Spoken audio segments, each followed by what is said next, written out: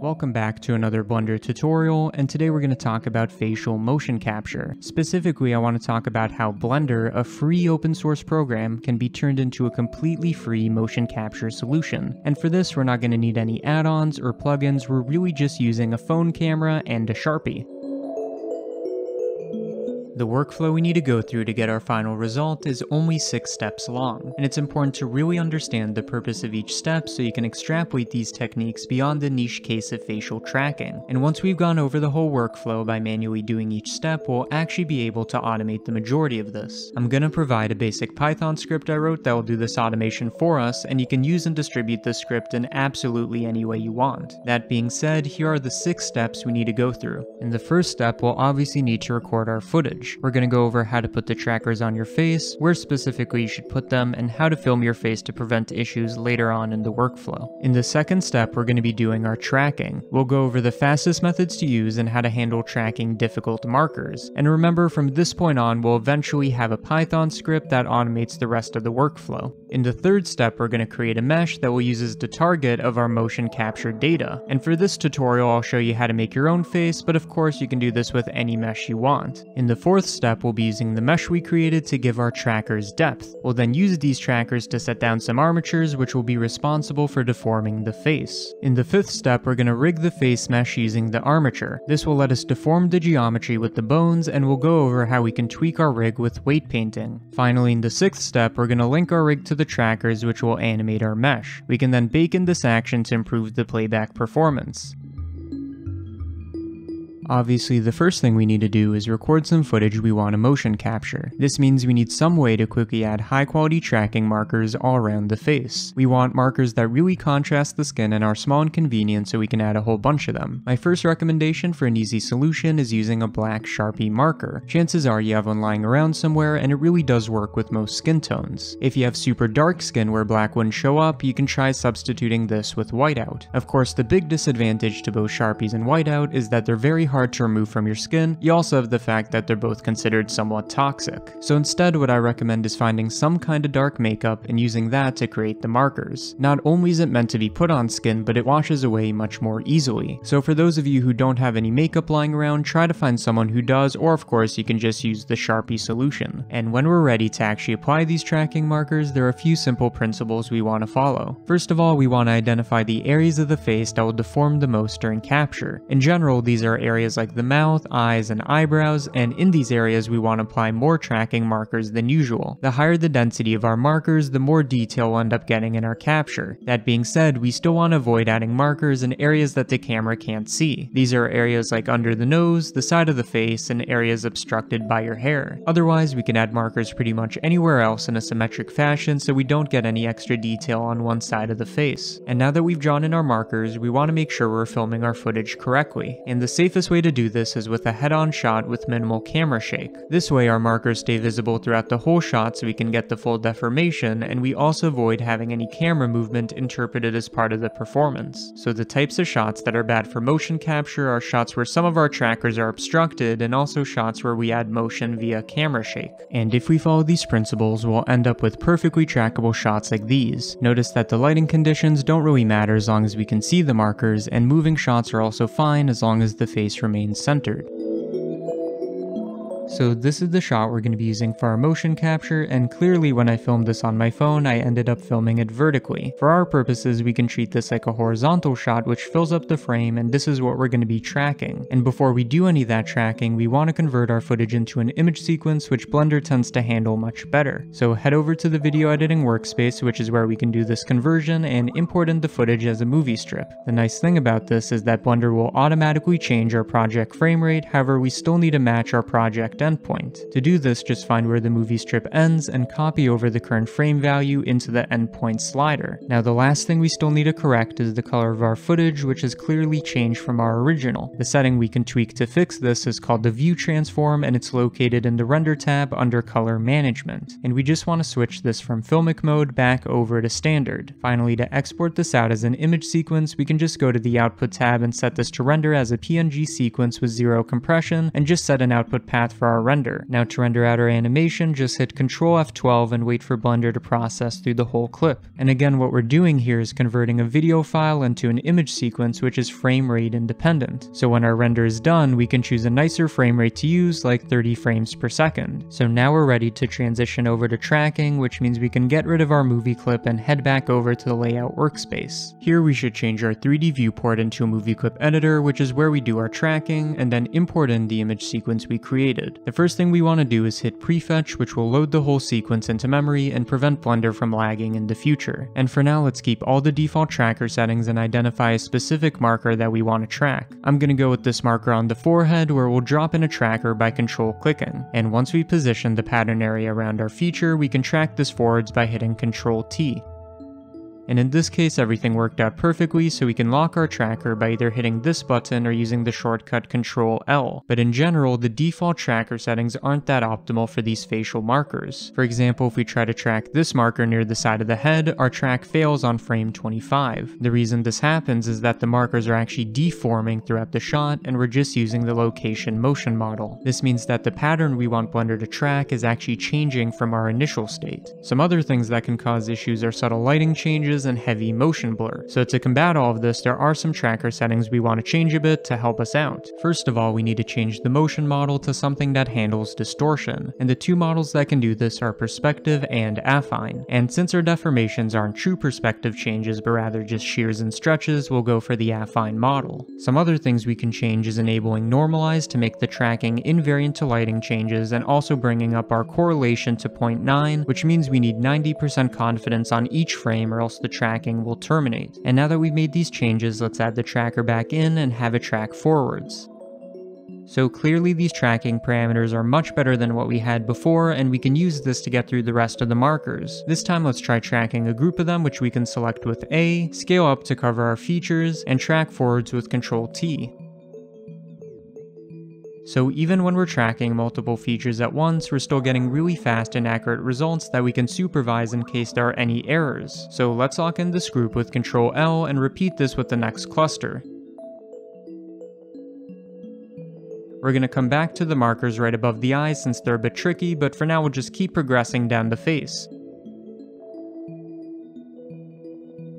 And you can see that while tracking this cluster, we actually got a tracker that didn't hold on until the end. What probably happened here is that at some point a wrinkle was introduced into our pattern area, which threw everything off. To fix this, we're just going to find the last active frame for this tracker, and then update our pattern area, which effectively adds a new keyframe that the tracker will reference. Something else that might help is making our search area larger, which we can do by hitting Alt-S to reveal the search box, and then we just want to make this a bit bigger. And now that we've added these updates, let's try tracking again.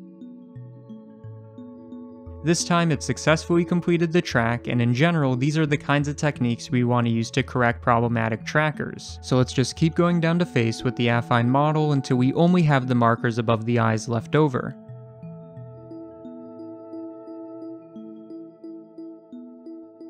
We can hide all the other trackers by hitting H, and just like we've been doing, let's try tracking this last cluster. As we'd expect, Blender ran into some issues here because these markers are heavily deforming and sometimes the eyelids enter into the pattern areas. So just like last time, we want to go back to an active frame and manually update our tracker, which adds in a keyframe. This time we even get a bit further down the timeline, but again we'll need to add another keyframe and track forwards. And we're going to repeat this a few times for each of the eyelid markers until we can make it all the way down to frame 418. Some ways you can prevent this in the future are drawing this marker closer to the eyebrow so it avoids the eyelid, and also drawing it in as a much smaller point. But when we're done manually supervising these markers, we can unhide everything with Alt-H and lock in these trackers. And you can see that in this case, I accidentally skipped over a marker, so we want to go back and track this since this will be valuable data for our motion capture. So now we've successfully tracked all our features, and we want to bring this data into our 3D viewport. The way Blender can do this ends up being relative to our camera, so we want to simplify everything by positioning our camera on the Z-axis pointing downwards. Now that everything's ready and organized, we need to select all our trackers in in the movie clip editor, and then under reconstruction hit link empty to track. This brings in all our trackers as empties, which are entirely relative to our camera, so they always stay in front of it, and we just want to scale these down to make everything in our viewport less cluttered. And if we go into the camera view and play through this animation, you can see that these empties almost seem to outline the structure and motion of the face. We'll be using this data to drive our motion capture, but of course we need to add some depth information. Currently we only have two-dimensional data which corresponds to the X and Y motion of our trackers, but of course the face doesn't exist on a single plane. Our approach to solving this issue will first require us to have a mesh of the face which we'll use to add in the depth information. Of course, modeling a face is actually pretty difficult, so we need to go over some methods to generate this mesh automatically.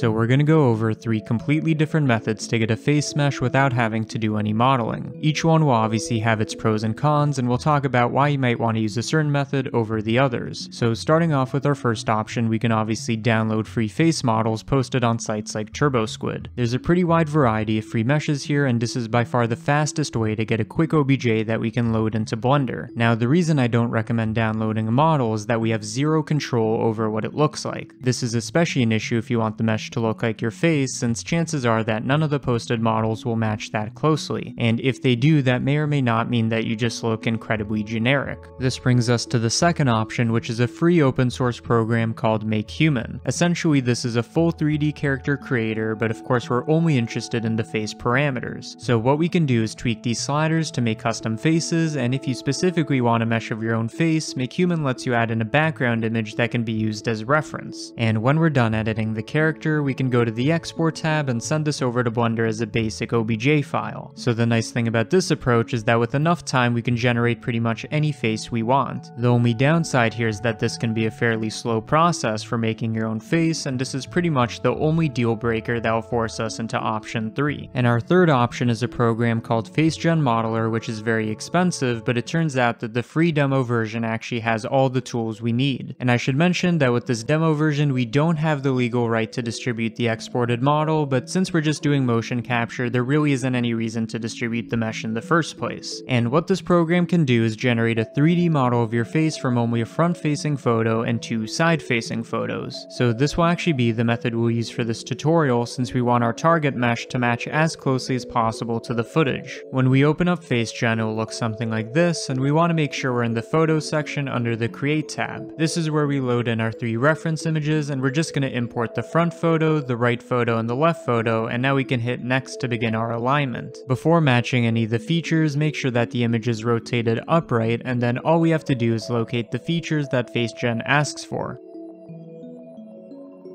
When we finish going through all the images, we're going to get this prompt, and we just want to leave these checkboxes disabled and hit create.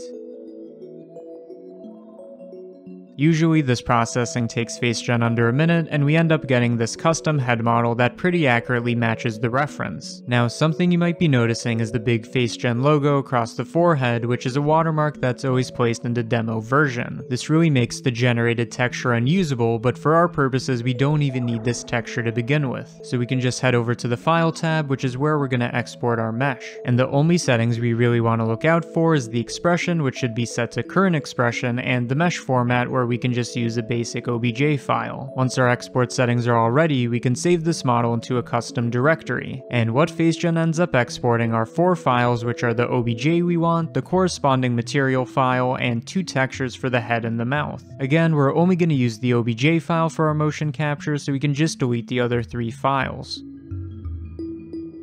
So again, we left off with all our trackers on a single plane, and we want a way to give these depth. To understand how we can do this, let's start off with a simple mesh to learn the basic principles, and then we can move on from there. So I've added this curved plane above all our trackers, and in theory what we want to be doing here is projecting our empties onto this geometry. By selecting one of these empties and then going into its constraints tab, you can see that the position is determined by the follow track constraint. If, for example, we remove this constraint, the empty will no longer move with our tracking data. So what's important to take away away from this is that we want to be manipulating this constraint. So for projecting the empty onto the geometry, we can just go into the depth property and select our plane object. This does exactly what we wanted it to, and we want to apply this idea to our face mesh. To import in the mesh, we can run an import obj and then select the face model in the directory we chose before. This will bring in a mesh of the head and also some extra geometry for the inside of the mouth. For our motion capture, we're not going to use this mouth object, so we can delete it, and then also we want to scale down this head so it's in proportion to our trackers. And clearly we have a lot of extra geometry here that we don't need for our facial capture. These are areas like the neck and also the entire back of the head. Now the fastest way to isolate our face will actually make use of the UV islands generated by FaceGen. So just head over to the UV editing workspace and with sync mode enabled, select the face island with L. In the 3D viewport we can then invert the selection and delete it. And already we've pretty cleanly isolated the face. And to get rid of some of the remaining excess, we can delete some faces on the forehead and also shave down both sides. Before we use this face to give our empties depth, we need to make sure that it's actually aligned with our footage. We'll do this aligning in the camera view, and we can load our sequence as a background by going into the camera tab, enabling background images, and choosing the image sequence, which is considered a movie clip. We want to make sure we're doing this aligning on the first frame of our sequence, and then we can rotate the face so it's in the correct orientation. And to make this whole process easier, I recommend switching over to wireframe mode by hitting Z, and then align this the best that you can. To get even more accurate, we can toggle into edit mode, and with proportional editing enabled, which you can turn on with O, we want to align our main features. The most important areas to take care of are the eyes, the nose, the mouth, and also the border of the face, and you really want to take some time with this to make sure our initial state is as accurate as possible. Now that we're done with the initial alignment, we can use this mesh as a depth target. Again, all we have to do to make this our target is select one of the empties, and then in the Constraints tab, we want to choose the face object in the depth section. We now have our tracker perfectly projected at the correct depth, and we want to repeat this process for the rest of the empties. Of course, this takes a long time to do, so we want some way to automate this. And at this point, we can either use the provided script I made or just make one of our own. To do this, go over to the scripting workspace and create a new script. And for those of you who don't know how to do any scripting, don't worry about this because it will be super simple. As always, we want to start off with an import BPY so we can reference our Blender objects using Python. And the basic idea of what we want to do here is have Blender loop through all our empties and project them on the mesh. What this means is that for tracker and bpy.data.objects, that is for all objects inside our Blender scene, if tracker.type is equivalent to empty, then apply the face mesh as the target depth object. And we already have the code for that since we recently performed this operation. So what we're saying here is that we want Blender to look through all our objects, and if any of them are empties, we want to assign the depth target. And to make this all work, we need to add one more line of code here which tells Blender to make the empty we found the active object. This way we know which constraint we need to modify. So again, Blender will look at an object, check if it's an empty, and if it is, Blender will make that the active object and then add the depth target. And to check if the script actually works, we just need to run the script, and clearly all our empties are now projected on the mesh. At this point, we need to start thinking about how we're going to rig the face. The basic idea we're going to go for is that each of these empties will be linked to a bone that will be responsible for deforming the mesh. And to do this, we just want to add in an armature, and from the first frame, we need to select the parent empty that we want. To transfer this armature over to the empty, we can hit Shift S and choose Cursor to Selected, which will move our 3D cursor to the empty. Then with the armature selected, we again hit Shift S, and this time we'll choose Selection to Cursor. And if we were very stubborn about this, we could repeat this process for all the trackers, but of course this isn't very efficient. Instead, we're going to make some minor tweaks to our previous script so it adds in armatures in the locations we need. So head over to the scripting workspace, and we want to get rid of this line which altered our follow track constraint. What we want to replace this with is a bit of code that will add in our armatures. And to get that line of code, we can just quickly add in an armature and then delete it so that we get our command in the console window. So just copy that over into our script. Now we obviously want to edit this location value so that the armature gets added at the location of our empty. And since all our empties are currently being moved by modifiers, we can't just use something like tracker.location. Instead, we're going to put in tracker.matrixworld.translation, which gives us the location of the tracker object in world space coordinates. So to review, we're cycling through all the objects in the scene, checking to see if those objects are empties, and if an object is an empty, it will become the active object and an armature will be added at its world space coordinates. And when we run the script, you can see that the armatures got added exactly how we'd expect. effect. And currently, it's important to note that these are still separate bone systems, however, we want to rig this mesh using a single armature. We can combine these together by selecting all of them with a specified active object, and then we'll run a join operation. So now all these bones belong to a single armature, and we can scale these down in edit mode by using individual origins. And since we're now working with only one armature, we can easily turn this into a rig. To do this, select the object you want to deform, which in this case is obviously the face mesh, shift-click the armature, and then hit Ctrl-P and choose automatic weights. And basically what Blender just did here is link our bones to the mesh in such a way that each bone has a limited area of effect. If we grab the whole armature, we'll move the entire face, and by going into pose mode, we can see these areas of effect for each bone.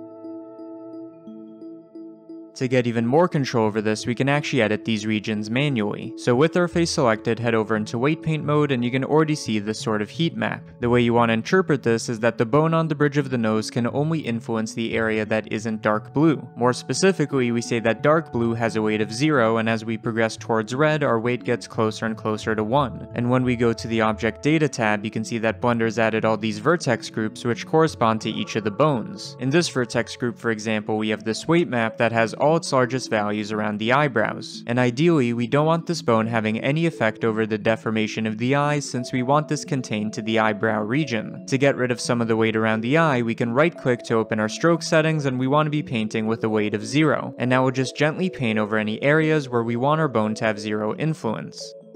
And indeed, when we move this bone in pose mode, you can see that the deformation isn't reaching the actual eye. So in general, to get the best results with this motion capture, we really want to tweak each weight map individually until we're getting a more physically accurate rig. That being said, the parenting with automatic weights usually gives fairly good results right out of the box, so all this extra stuff is for someone who really wants to optimize this setup. Okay, so we now have our rig completely set up, and we also have the tracking data stored in our empties. Obviously, the last step in this process is linking our rig to these empties so that our tracking data turns into actual animation. And the way we're going to do this is by going into pose mode, and with a bone selected, head over to the bone constraints tab and add a copy location constraint. This is going to let us pair the bone to its matching empty, but of course we first need to know which empty that is. So back in object mode, just select the empty, and in this case we have track 29. Back in the bone constraint, we can add this tracker as the target, and we also want to disable the Z location. And the reason for doing this is that the information we tracked only holds X and Y location data, and the depth we gave these empties was just for initially aligning our bones on the first frame, so there's no true Z location data we can pull from. And now with our added constraint, you can see that we're actually getting some animated deformation. To get more of our mesh moving, we just need to keep repeating this process for each bone in the armature with the corresponding empty. And technically we can write a script for this like in all the previous steps, however the big issue here is that the bone name and the empty name aren't always matching. This means we need a way to find which empty should be our constraint target for each of our bones, and this is a bit harder than some of the other scripts we've written so far. But in a moment, we'll go over how to use the provided script that can handle this issue and also automate some of the previous steps. But when we're done adding in the constraints, we get this fully animated face which is using the entire rig. However, there are still two issues with how we have everything set up currently. The first issue is that whenever we skip back to the first frame, we get a lot of lag and unresponsive updating. And the other issue is that when we play this animation, we get a few bones that are a bit glitchy. And what we can do to fix these bones is select them and then bring down the influence in our constraint. This will effectively normalize the motion, but at the cost of some minor misalignment. Now to fix the unresponsive updating, we can in theory just bake down our constraints into keyframes which are much faster. And the fastest way to do this is with all our bones selected, run a bake action, and just enable all these checkboxes and make sure we're baking the pose data. And once this is done processing, you can see we're getting much more responsive playback. So once you've downloaded the free script, you'll get this small text file which we'll be importing into Blender shortly. First of all, we need to make sure that we've already gone through all our tracking and that our face mesh is aligned to the first frame of the sequence. We then want to head over to the scripting workspace and import in the CGMatter mocap text file. And at this point, we need to make sure that only the face mesh is selected, and then we can hit run script. This will most likely freeze Blender for a bit, but the whole script should run in under a minute. When it's done processing, we get all our bones inside one armature, which we can scale down in edit mode to increase visibility. So this script essentially lets us skip the last steps in this workflow, and hopefully that saves you a good amount of time. But that's all I have for you guys today, so I hope you learned something in this video. And if you want to support more high quality tutorials like these, consider checking out my Patreon. There are of course benefits like behind the scenes content and access to the scripts I write for these videos before I upload the tutorial. And this video in particular took me a very long time to make, so I hope you enjoyed it, and I'll see you in the next one.